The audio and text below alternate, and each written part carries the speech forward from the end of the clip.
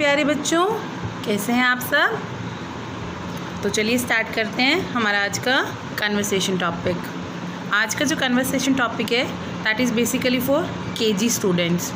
जब हम KG class में एंटर करते हैं तो हमें सबसे पहले साउंड वर्ड्स कराया जाता है, vowel sound words like A sound, E sound, I sound, O sound, U sound.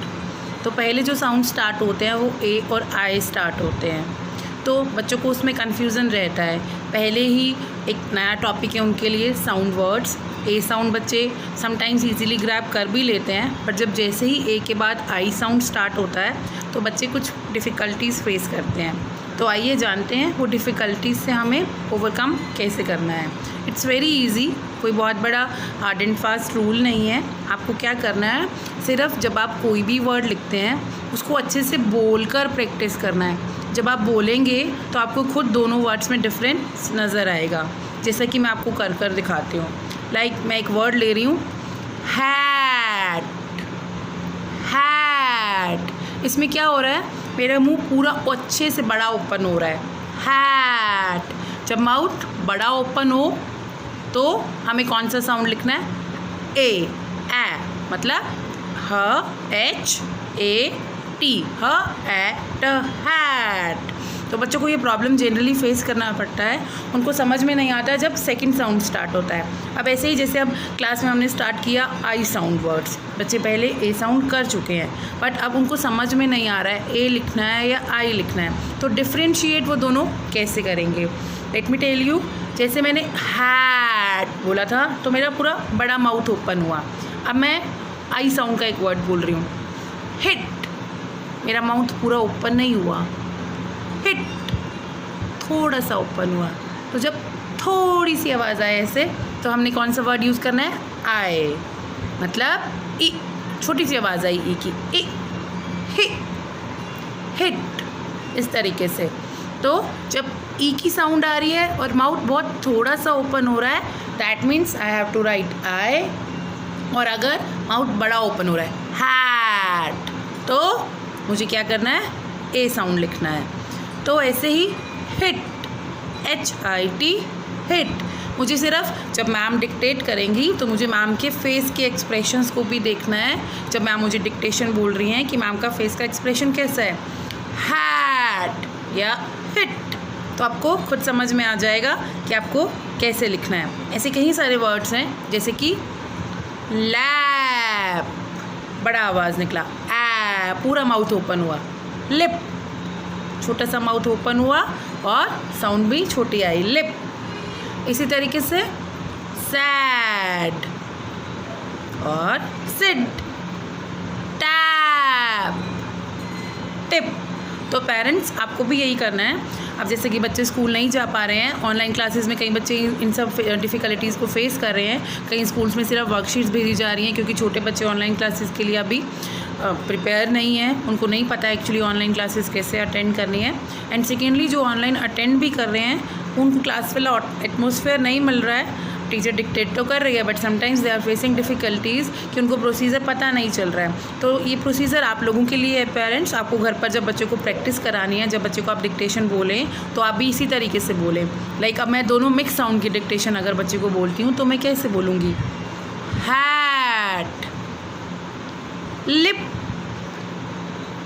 Tap, pin.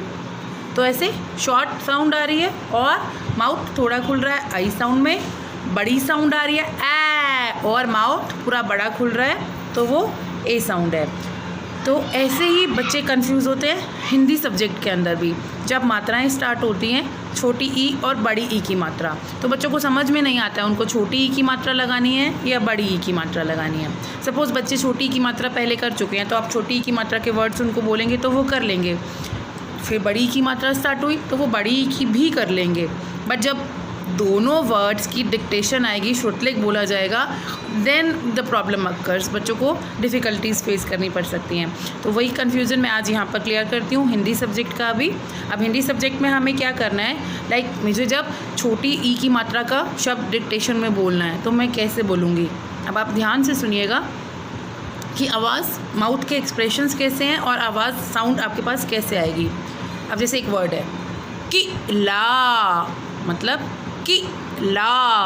अब मैंने जब की ऐसे बोला बिल्कुल शॉर्ट साउंड में की, तो मतलब वहाँ पर आगे की छोटी की मात्रा लगानी है आपको, आगे की छोटी की मात्रा क लिखेंगे एंड देन आगे की छोटी की मात्रा। बच्चों ध्यान से सुनना, मेरी आवाज़ कैसे निकली, कि बहुत ही छोटा निकलेगा, किला, किला।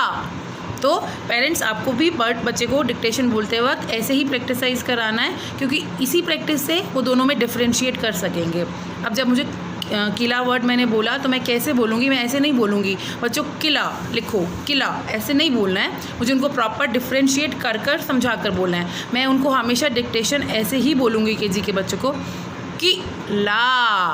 और ऐसे ही अगर मुझे बड़ी की मात्रा को कोई वर्ड बोलना है, कील, जब ई की साउंड बड़ी निकल रही है, कील, लाइक दिस, कील, तो मात्रा पीछे की तरफ बड़ी वाली आएगी, मतलब क लिखकर मैं पहले पीछे की तरफ बड़ी की मात्रा लगाऊंगी, कील। तो जब शॉर्ट साउंड निकली ई, तो छोटी की मात्रा, और ई तो बड़ी की मात्रा लगानी है। ऐसे बहुत सारे वर्ड्स हैं, मैं आपके साथ शेयर करती हूँ। लाइक अब मैं लिखती हूँ दिल, तो बहुत छोटी सी साउंड आई, दिल, दी, दिल। तो ऐसे नहीं, मैं इसको ऐसे नहीं बोलूँगी, दिल, दी को बड़ा नहीं खींच के जा रही हूँ मैं, दी, ऐसे दी। अब जब मात्राओं को बच्चों को स्टार्ट भी कराते हैं, क ई की, ल ई ली, इस तरीके से, द ई दी, ट ई टी, ऐसे। और जब बड़ी की बोलनी है, द ई दी, तो अब बड़ी की मात्रा लगेगी, लाइक दीवार, दीवार, इस तरीके से आप बोलेंगे, दीवार। तो बच्चे को समझ आ जाएगा उसको बड़ी की मात्रा लगानी है या छोटी की मात्रा लगानी है। ऐसे ही हिंदी का कोई भी वर्ड उठा लेते हैं हम, लाइक टिप, तो बड़ी की मात्रा। और अगर मैं बोलूँ सीप, तो मात्रा बड़ी की आएगी स को। ऐसे ही तितली, अब इसमें दोनों मात्राएं आ रही हैं, आपको डिफ्रेंशिएट कैसे करना है। मैंने पहले ट को बहुत शॉर्ट साउंड में लिया और ल को लॉन्ग साउंड में, तितली, तितली। तो पहले ट को छोटी साउंड आ रही है मात्रा की, तो मैं छोटी की मात्रा लगाऊंगी। देन ली, वो बड़ी साउंड जा रही है तो बड़ी की मात्रा आएगी।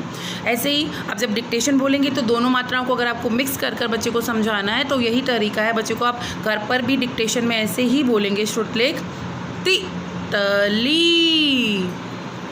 पीला, पीला, पिता, पिता, पिता, पिता, पीला, पीला, पीला, पीला।